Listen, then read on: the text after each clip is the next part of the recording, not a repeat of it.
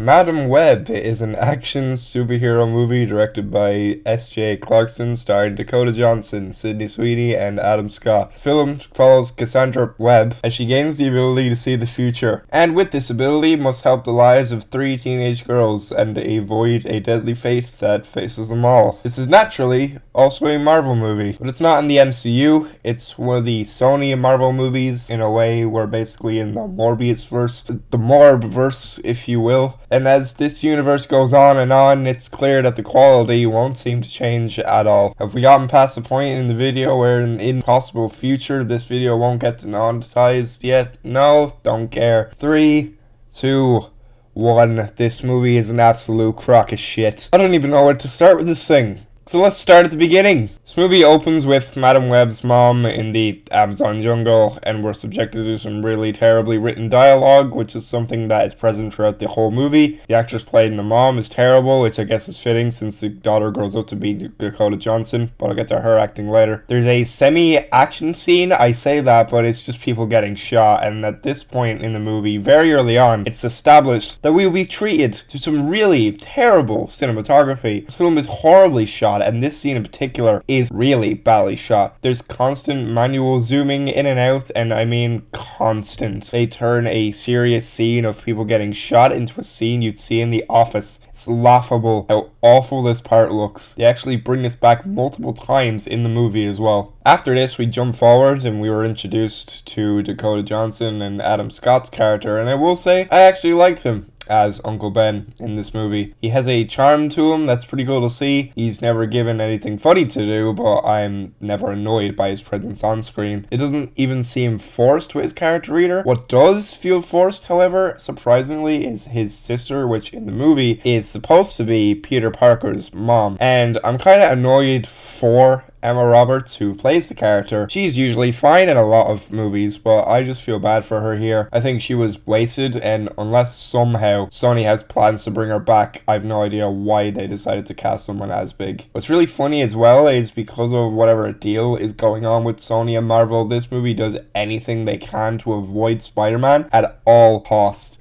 Not only do they actively avoid saying the words Spider and Man after each other, but they can't even say Peter's name. There's a whole scene dedicated to avoiding saying his name, and it's really just filler. It's a completely pointless scene that could have been taken out of the movie. Dakota Johnson is really bad here. I don't understand how she keeps getting casted in movies. I think I've only seen her in one good movie of her whole career. You could replace her with a plank of wood and you would see no difference. She delivers every line in an obnoxious monotone voice. Terrible at trying to deliver humor. The very few comedic moments she has in this thing and any emotional beats she has just fails at. It's a character that gets killed off really early in the movie, and because this film is so forgettable, I forgot there was a whole scene before this scene where this same character was in. So that's already a great sign pretty early on. I think this was about 20 minutes in at most. Then we get to the other quote-unquote spider people in this movie. I really didn't like Sydney Sweeney in this. I thought she was another example of being completely bland, but her character wasn't written in an annoying way, thank God. I feel like this is more down to incompetent directing. As I've heard, she can actually pull in good performances. These I've yet to see myself, of course. One of the girls I did like was played by the actress Isabela Merced. She was the only one of the 4 that felt like she was trying and as if she had something to prove as an actress, which is wild since looking at her track record, she started as a Nickelodeon kid and was also in one of the worst Transformers movies. You know, the one that gave us this piece of genius writing. Oh my God.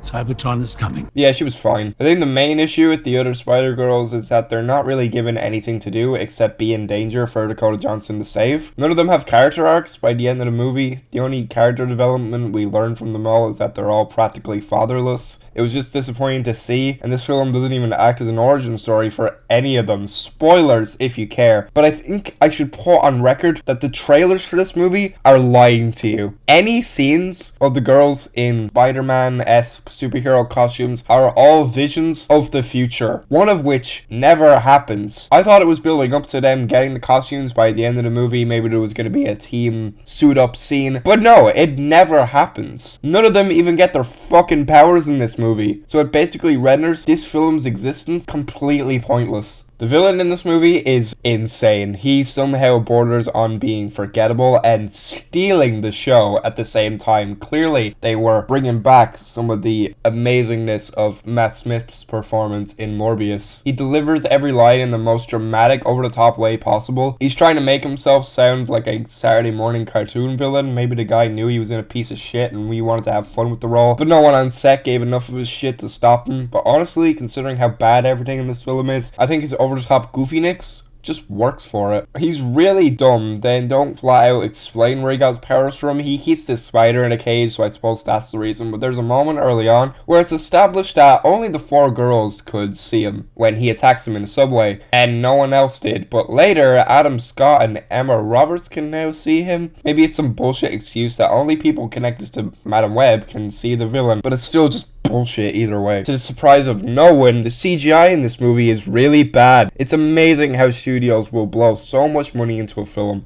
and have its visual effects look like complete shit. I should have brought my PS4 controller, since that's how it looked most of the time. It wasn't a complete assault on the eyes, I'll give it that, but it was more just secondhand embarrassment whenever it was shown on screen, and it was just extremely laughable. You know, despite how cruel I am being to this thing, I don't hate this film enough to be so passionate about fucking despising it. I wouldn't go as far as to take a massive shit on its Blu-ray, because as the film went on and every scene just went in one ear and out the other ear, I just felt nothing. As it kept going, there's just no substance to any of this. They don't give me a chance to care about any of the characters. There's a chance I'll never see these characters again because of how bad it's going to do financially, so that's another reason not to care about these characters. I just felt numb watching it. I had no negative feelings, and I especially had no positive feelings towards it. I really just felt nothing watching this movie. They played a good song during the credits, which didn't fit the movie at all, but I didn't complain as I had a little groove to the song during the credits. I'm giving Madam Web half a star. This never felt like a movie to me. It is terribly written, horribly acted, besides some exceptions of people that are barely trying, but to see someone try is enough sometimes. Terrible to look at CGI on top of a half-baked story that leaves nothing to be desired. I feel like I deserve a medal for citing some of the events that happened in the movie, and to be able to repeat it in this review, as this is a movie I'm definitely never going to remember ever again. I will recommend